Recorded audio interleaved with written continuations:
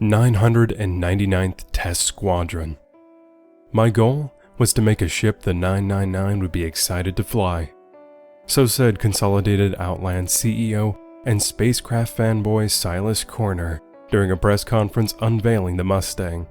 From nearly the beginning of interplanetary travel, Squadron 999 has existed in some formal capacity. Their testing of a ship's technological limits and fearless piloting of experimental spacecraft have helped shepherd humanity out to the stars. While Squadron 42 is home to the UEE's best fighter pilots, Squadron 999 can lay claim to many of humanity's most courageous. Fearlessly flying forward. The origins of Squadron 999 go back over 800 years. During the mid-2130s, Robert Space Industries began testing the Zeus prototype, a short-range explorer that would eventually make history as the first commercially available spaceship. RSI's drive to bring people safely to the stars was an expensive gamble. A little over 50 years earlier, RSI had created the Quantum Core engine, capable of achieving 1/100th the speed of light for the military. As time went on, civilians and various industries began petitioning to have the technology made available to the private sector. Fast forward to the launch of the Zeus prototype, RSI had been listening and worked to streamline the quantum drive enough to make it commercially viable. There were concerns, however, with the potential risk that would be involved with putting such a powerful technology into the hands of non-military trained pilots. The early test flights RSI conducted didn't ease that concern. The main issue RSI had with the Zeus during these test flights was its hull integrity.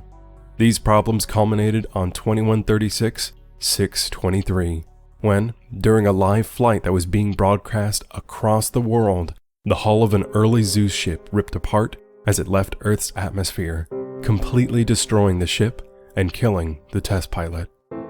The disaster shook people, and suddenly the horrifying dangers of space travel transcended the excitement of making it affordable and accessible.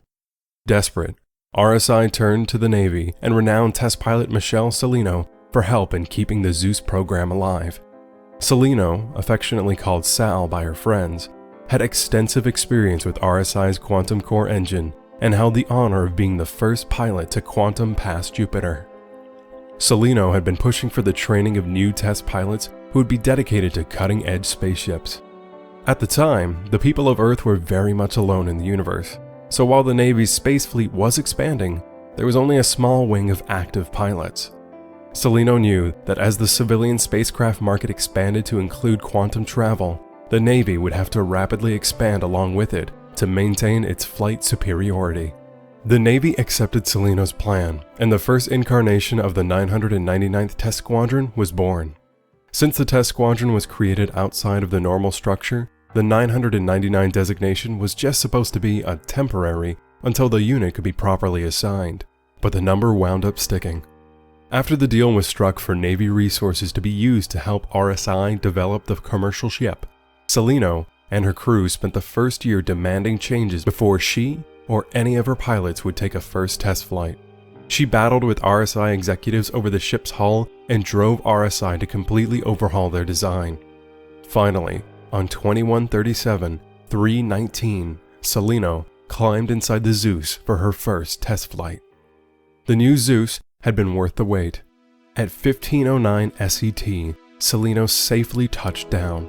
It would require more testing, but thanks to 999's hard work, the release of the first commercial quantum drive-enabled ship had become an inevitability. RSI touted their success, and overnight, Cellino became a media sensation. She was painted as a risk-taker, willing to sacrifice her life so all of humanity could go to the stars. Privately, Cellino bristled at the portrayal and made it abundantly clear that she had all the intentions of dying of old age, and not during a test flight accident. As she famously said, "A test pilot's job isn't about taking risks, it's about achieving results. It's about safely landing again, just as much as it is about fearlessly flying forward."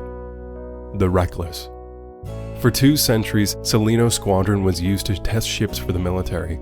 They were the ones to put new ships through their paces and to create training protocols for those ships to be introduced into regular use. Their work was so important that when the UNE came into existence in 2380, the squadron was incorporated directly into the new naval structure with their 999 designation intact, one of the few squadrons that can make that claim. During the First Tavaran War, the 999 were the first to test variants of the Retaliator. Some in command demanded a rush on the needed ships going into active service immediately, but, thanks to his heroics at the Battle of Idris IV, a then Colonel Ivor Messer had enough clout to advise that the Retaliator's deployment be held until the 999 had signed off on them. Historians credit this move with saving hundreds of pilots' lives. A fatally flawed power transfer unit was discovered and fixed during the testing process. Today, the 999th Squadron is part of the 18th Battle Fleet and calls the Kronos system home. The squadron uses the system's vast expanse to test the next generation of military fighters. They are reportedly putting the new Aegis Saber through the gauntlet to see if it should become a staple of the Navy's fleet. Aegis executives and Navy pilots alike are eagerly waiting to hear the revered squadron's opinion of the cutting-edge fighter. For centuries, the 999th Test Squadron had a reputation as home to some of the Navy's most courageous pilots, and the squadron's nickname, the Reckless, fed that repute. In Joyce Tuet's History of the Squadron, Fearlessly Forward, the importance of their nickname was revealed. According to former members, the first question asked when interviewing to join the squadron was, "What does the Reckless mean to you?" Most young pilots would talk about pushing ship speeds to the limit or sacrificing their safety for the benefit of humanity. These adrenaline junkies were weeded out and assigned elsewhere. Pilots who became part of the 999 usually understood something Salino was fond of saying: details matter. They looked at the squadron's nickname and noticed the W. The 999 is dedicated to pushing the limit while being wreck-less, not reckless. It is recognition of these distinctions and details that has made the 999th Test Squadron one of the UEE Navy's truly elite assignments, and a vital part of improving human spaceflight for centuries.